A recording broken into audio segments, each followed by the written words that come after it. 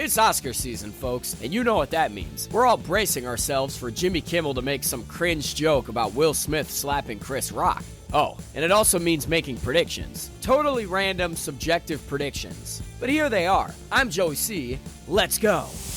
We're going to be looking at the 5 main categories in this video, plus the contenders for Best Animation, and we'll be giving our totally scientific, unbiased take on the potential winners, based on rigorous research. You know, statistics and stuff. So stick around for all that juicy predictive action, plus one sizzling hot take. Like what? But first, it's the main event, Best Picture. Of the 2023 nominees, the popular favorite is most likely Everything Everywhere All at Once. It was one of the most widely loved movies of last year, a surprise smash hit, and everybody likes an underdog. I definitely would not bet against it. It's got a crazy 11 nominations, though it would be equally crazy if it didn't get any of them. Though, if there is a universe where it gets all 11, it's probably not this one. There goes that dream. At the same time, there are 2 things the Academy really loves, and those things are Steven Spielberg and movies about making movies. And with the Fabelmans, you've got Steven Spielberg making a movie about making movies, which is kind of like someone grew a Best Picture winner in a lab. But is Everything Everywhere All at Once potentially too weird and high concept for the Oscars? Will it play it safe with the Fabelmans? Of course, if we want to predict based purely on box office receipts, then it's a straight fight between the legacy sequel Top Gun Maverick and Avatar The Way of Water, a sequel that took so freaking long to come out that it might as well be a legacy sequel. But nah, it's not going to be either of those. Final predictions? We're feeling pretty good about Everything Everywhere All at Once. That's right. Meanwhile, our prediction for the best Screen Rant viewer? It's you for liking and subscribing right now. Congratulations and thank you. We'll be making a tearful Halle Berry style speech in your honor later. On to Best Director, which often tends to reflect whatever's going on in Best Picture. And with good reason. You kind of need a good director to make a Best Picture. Hey, here's an idea for a video. Best Pictures by the worst directors. We'll get right on that. Anywho, taking into account the big contenders for Best Picture, we'd say it's another 2-horse race, with dynamic duo Daniels up against a bearded legend Steven Spielberg. Daniels are the excited young upstarts with the cool high-concept indie movie. Spielberg is a legend with 2 Best Director wins under his belt, coming in with a very personal movie about the bittersweet magic of Hollywood. There are good reasons to favor both possibilities. We'd say on the basis of pure directorial style, Everything Everywhere All at Once is arguably the more ambitious picture, on a more technical level. But it's not just all about technical flair, of course. Martin McDonagh has also been nominated for his surprise hit, the subtle black comedy, Banshees of Inisherin. And if there's a dark horse candidate for Best Director, quietly slipping in behind the louder contenders, it's gotta be him.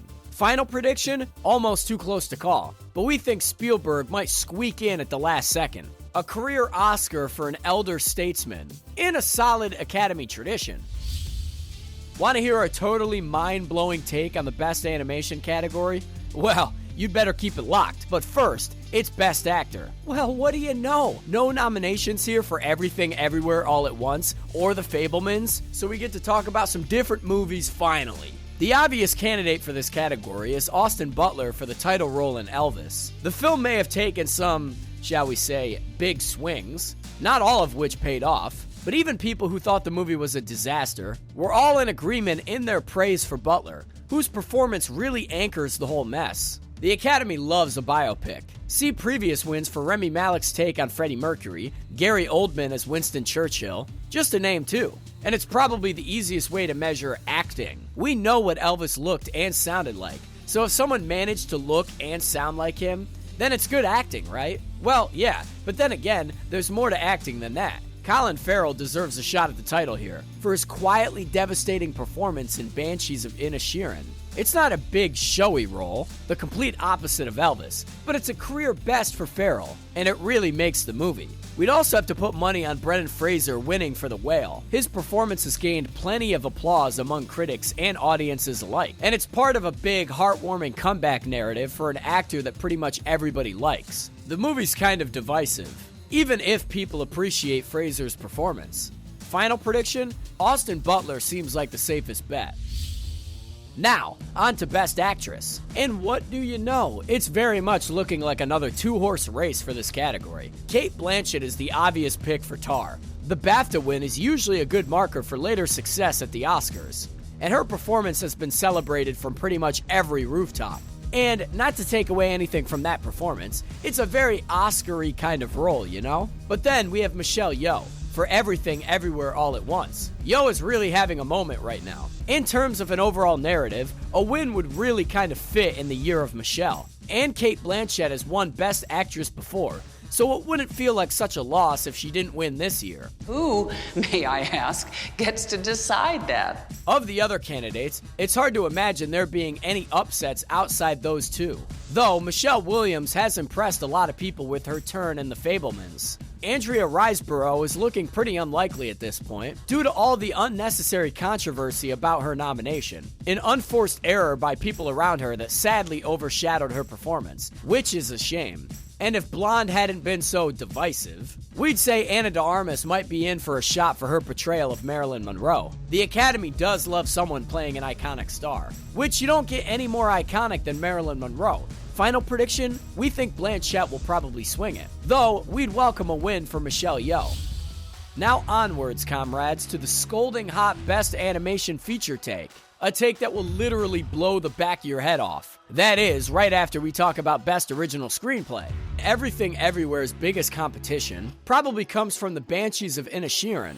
It's the kind of script that the Academy loves. The kind of script that would work as well on stage as on screen.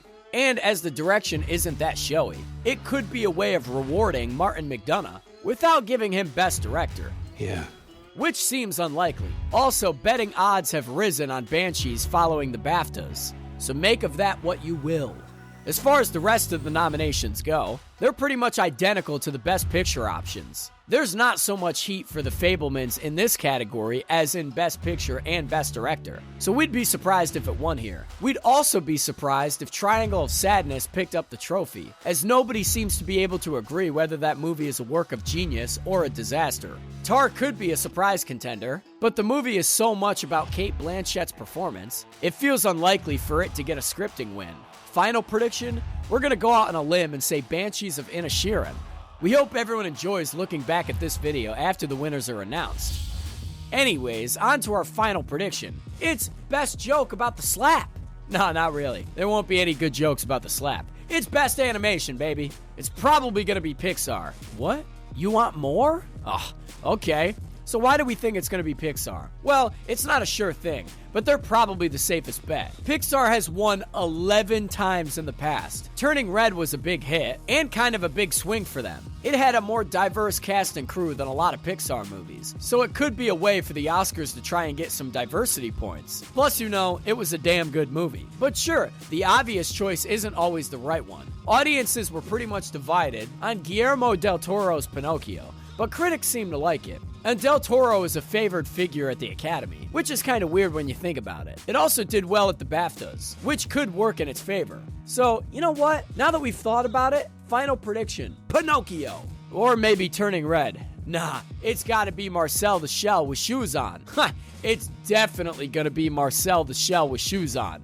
That would be ridiculous. Unless... No, it's gotta be Pinocchio. Final prediction, Pinocchio. Oh, there it is.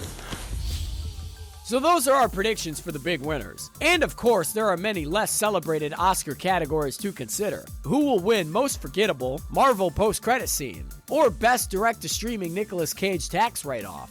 Now, good luck to you.